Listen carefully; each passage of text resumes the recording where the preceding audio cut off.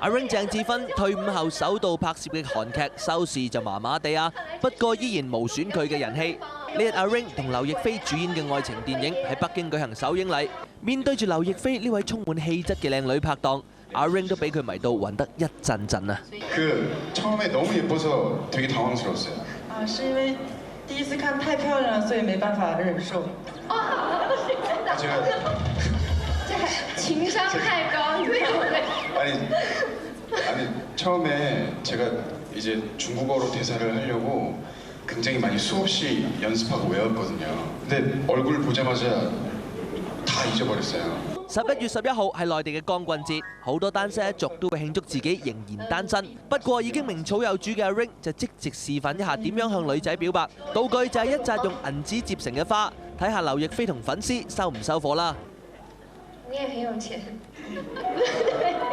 Ready? 好。飛。我愛你，我愛你，我愛你。 So should I 這購買冰淇淋呢？謝謝啊，我也愛你，我也愛你。謝謝。